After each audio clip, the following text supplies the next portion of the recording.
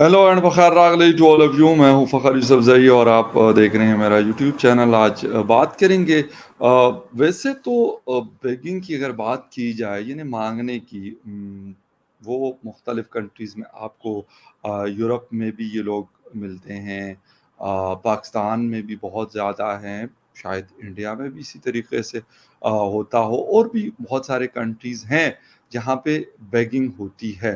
लेकिन अरब कंट्रीज़ में शायद ये बहुत कम है या ना होने के बराबर अगर हम कहें तो गलत नहीं होगा।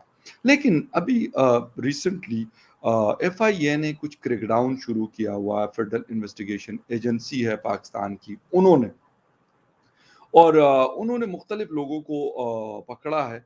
वो जाते हैं और वो भीख मांगते हैं यूएई में, सऊदी अरेबिया में, बाकी कंट्रीज़ में, जहाँ-जहाँ जाया जा सकता है। लेकिन सऊदी अरेबिया मेन टॉप पे इसलिए है क्योंकि वहाँ पे एक तो हज का सीज़न आता है, फिर दूसरा उम्रा सीज़न आता है। पूरा साल उम्रा उम्रा करने के लिए लोग जाते रहते हैं। दुनिया भर से बल्कि लोग सऊदी अरेबिया को विज़िट करते हैं। तो ये वो चीज़ें हैं जिसकी वजह से इन्होंने ये समझा हुआ है, इनको पता है कि वहाँ से माल तगड़ा मिल सकता है। और कहते हैं कि हम जाते क्यों हैं, ये भी आपको बताना है कि पाकिस्तान में जो बिगर्स होते हैं भीख यहाँ पे भी माँगते हैं, लेकिन ये अरब कंट्रीज़ को क्यों तरजीह देते हैं, प्रायोरिटी पे रखते हैं। इन सारी चीज़ों पे बात करेंगे, और बात करने से पहले आपसे रिक्वेस्ट करेंगे कि जिन-जिन लोगों ने मेरे चैनल को सब्सक्राइब नहीं किया, प्लीज़ चैनल को सब्सक्राइब करना, बेल और लाइक का बटन दबाना ना भूलें। बात हम कर रहे हैं जी बेगिंग की या माँगने के हवाले से।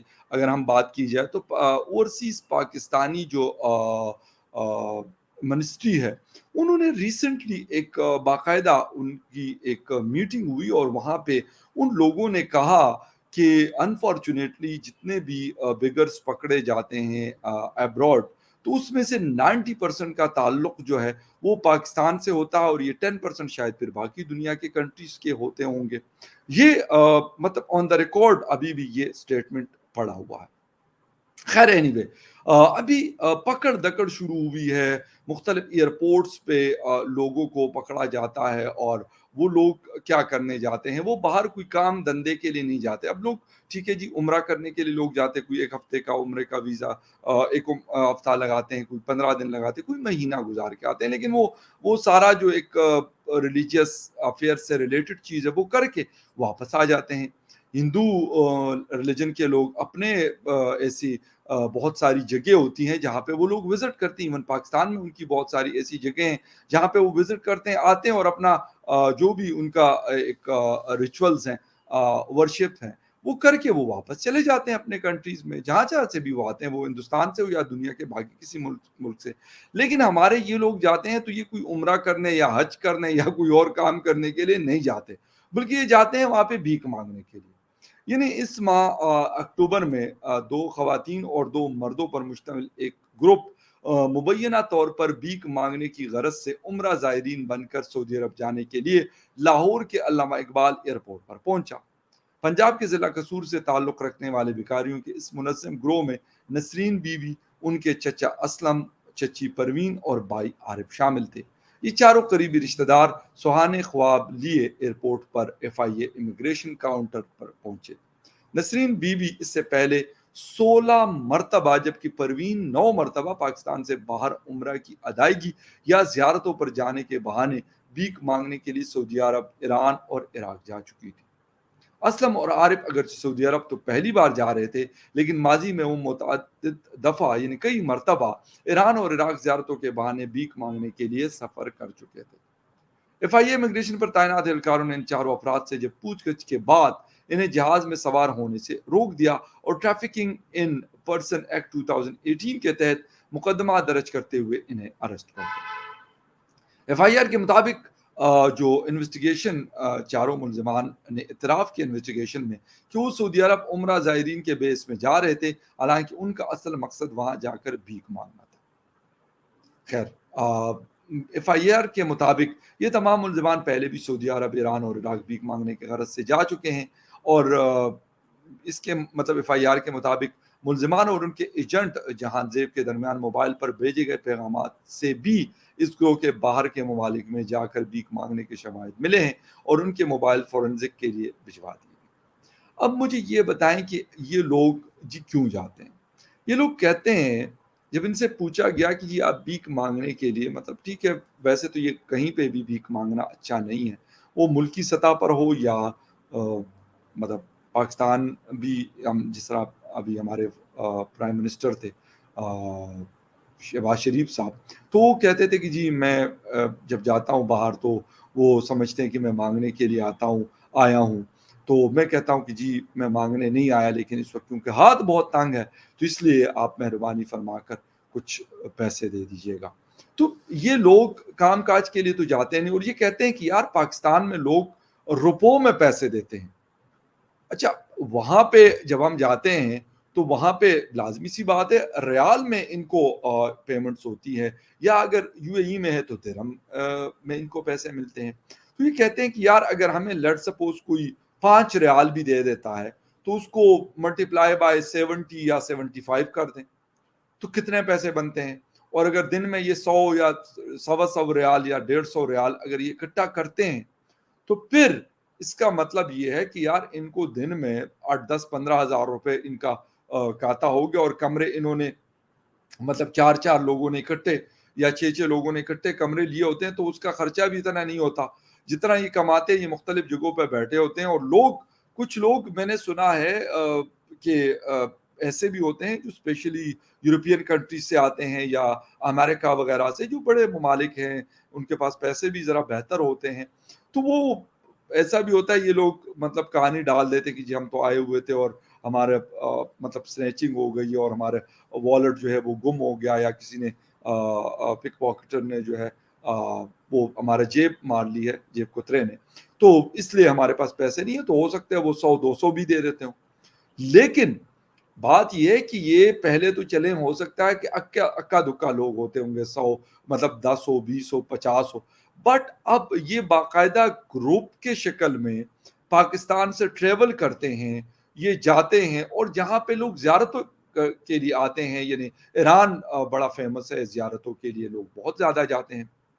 इराक में ज़ियारत के लिए लोग बहुत ज़्यादा जाते हैं, सऊदी अरेबिया में लोग ज़ियारतों के लिए लोग जाते हैं। तो ये 3 कंट्रीज़ तो ऐसी हैं कि यहाँ पे तकरीबन मेरे ख़्याल में दुनिया भर की मुस्लिम कम्युनिटी आती है, और ये फिर इनको पता है कि यार यहाँ पे हमारा टारगेट प्लेस है और यहाँ पे हम ज़्यादा बेहतर माल बना सकते हैं। ये वो चीज़ें हैं जिसकी वजह से फिर क्या होता है, फिर होता ये है कि लाज़मी सी बात है, फिर लोग बुरा भला कहते-कहते यार तुम लोग भीख माँगे हो। हमें फिर बुरा भी लगता है। अब मैं ये नहीं कहता कि यार हर कोई वहाँ पे जाता है, 3 मिलियन लोग सऊदी अरेबिया में काम करते हैं तो सारे जो है वो मांग-तांग रहे हैं। वहाँ पे वो बेचारे सख्त किस्म के काम करते हैं, मेहनत मज़दूरियाँ करते हैं और अपनी फैमिली को पालते हैं, अपने घर पैसे भेजते हैं, और ये सारा कुछ चल रहा होता है। But what the thing is, मसला ये है कि ये कारोबार यहाँ पे पाकिस्तान में इतना इनका स्ट्रॉन्ग हुआ कि इन्होंने कहा कि यार अब थोड़ा-सा मतलब आउट ऑफ कंट्री, मतलब जिसे कहते हैं ना कि बियॉन्ड द बॉर्डर्स जो हैं, वहाँ पे भी अपना नेटवर्क जो है या अपनी ब्रांचेस खोली जाएँ। तो इन्होंने सोचा कि चलो यार पाकिस्तान में तो अपने नेटवर्क्स जहाँ पे भी आप चले जाएँ, कराची जाएँ, लाहौर जाएँ, इस्लामाबाद जाएँ, पेशावर जाएँ, क्वेटा जाएँ, मुल्तान फैसलाबाद जाएँ, रावलपिंडी जाएँ, किसी भी शहर में आप चले जाएँ, छोटे शहर में या बड़े शहर में, आपको एक मुनज़्ज़म नेटवर्क, एक ऑर्गेनाइज़्ड नेटवर्क इन लोगों का मिलेगा।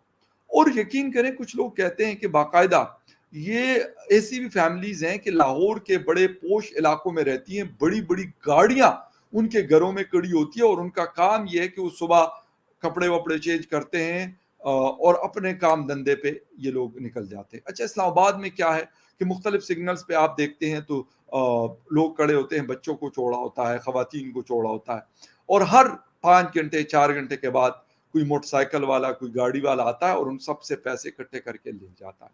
अब बस मसला ये है कि ये कोई ऐसा तो नहीं है कि ये कोई आसमान से उतरे और ये काम शुरू कर दे, कोई जिन-भूत है, इन्होंने ये काम किया और गायब हो गए, नहीं। बाकायदा इनका नेटवर्क है। तो इन्होंने सोचा कि यार यहाँ पे तो चलो काम हम कर रहे हैं, यानी ये धंधा हमारा चलता है, गंदा है पर धंधा है ये। तो उन्होंने सोचा कि यार सऊदी अरेबिया का रुख किया जाए। ان میں سے کوئی ایک آدھ گیا ہوگا، ہو سکتا ہے وہ صحیح عمرہ کرنے گیا ہو، لیکن انہوں نے جب مارکیٹ وہاں پہ دیکھی کہ یار حج کے دوران مطلب 18 20 یا 25 یا 30 لاکھ لوگ وہاں پہ آتے ہیں، اسی طریقے سے لاکھوں کے حساب سے ہر وقت عمرہ زائرین موجود ہوتے ہیں. پھر اگر عراق ایران کی بات کی جائے، سیریا کی بات کی جائے، تو وہاں پہ بھی زیارتوں میں مختلف زیارتوں پہ لوگ شاید لاکھوں کے حساب سے آتے ہیں. انہوں نے سوچا کہ یار بجائے اس کے کہ یہاں پہ تھوڑے تھوڑے پیسے کر کے، اب یہاں پہ اگر زیارتوں پہ کوئی لوگ آتے ہیں تو یقیناً وہ فورن کرنسی لوگ یوز کرتے ہیں، کوئی ریال یوز کرتا ہے، کوئی درہم یوز کرتا ہے، کوئی ڈالر یوز کرتا ہے، کوئی یورو یوز کرتا ہے، کوئی اور کرنسی یوز کرتا ہے. تو اگر وہ 5-10 بھی ان کو پکڑا دے تو ان کا کام تو ہو گیا. میں نے آپ کو لاسٹ بھی ابھی کچھ عرصہ پہلے بھی بتایا تھا کہ یہ چیز اب UAE میں شروع ہو گئی ہے. مرد اور خواتین پھر رہے ہوں گے اور آہستہ سے آپ کے قریب ہو کے اور ایسے بولیں گے کہ مطلب کسی اور کو سمجھ نہ آئے لیکن اپنا مدعا بیان کرنے. کیوں؟ اس کی وجہ یہ ہے کہ ان کو پتا ہے کہ یار کام کرنا تو لازمی سی بات ہے. آپ کہیں پہ بھی اگر کام کریں گے آپ کو محنت کرنی پڑتی ہے تو تب جا کے آپ کو پیسہ ملتا ہے. انہوں نے سوچا کہ بھائی یہاں پہ تو کام دھندا آسان ہے، یہی کرتے رہو، اور یہ کر رہے ہیں. لیکن اس سے مسئلہ کیا ہو رہا ہے کہ دنیا بھر میں ہماری ریپو پہلے بہت خراب ہے. پاسپورٹ 4 بدترین پاسپورٹوں میں سے ہمارا ایک پاسپورٹ.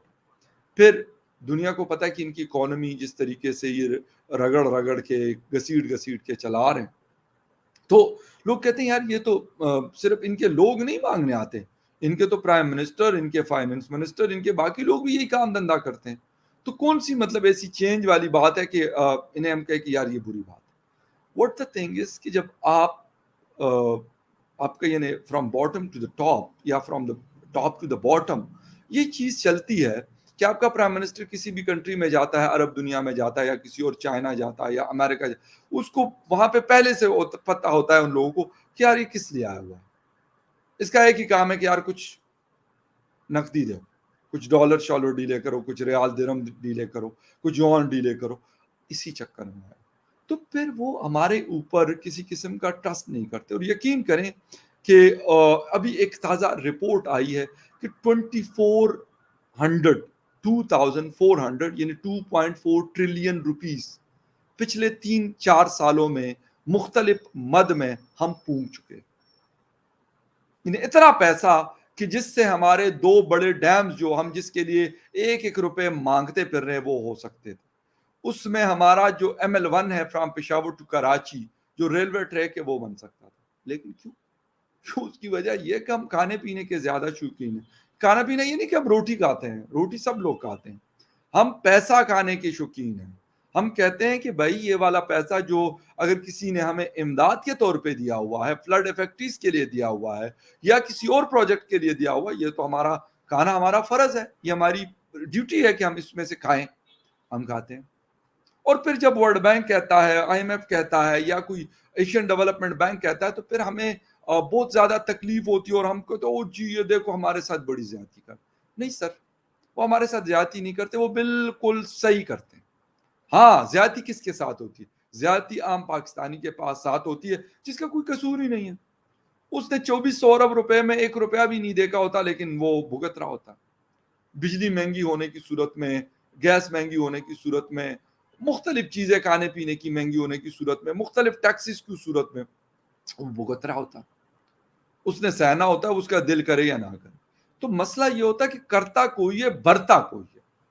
کر کوئی اور رہا ہوتا ہے لیکن بر ہم رہے ہوتے ہیں. یہ مصیبت، یہ مسئلے مسائل لیکن افسوس کے ساتھ یہ ختم ہونے کا نام ہی نہیں لے رہے. یہ وہ چیزیں ہیں جس کی وجہ سے ہم بجائے اس کے کہ ہم آگے بڑھیں ہم نے ریورس لگایا ہوا اور بلیو می ہم پیچھے کی طرف جا رہے ہیں. خیر اینی وے ایک میں نے کہا نیوز تھی تو آپ کے ساتھ شیئر کر لوں. خیر any way thank you very much for watching. ملتے ہیں کسی اور نیوز اپڈیٹ میں، تب تک کے لیے ٹیک کیئر.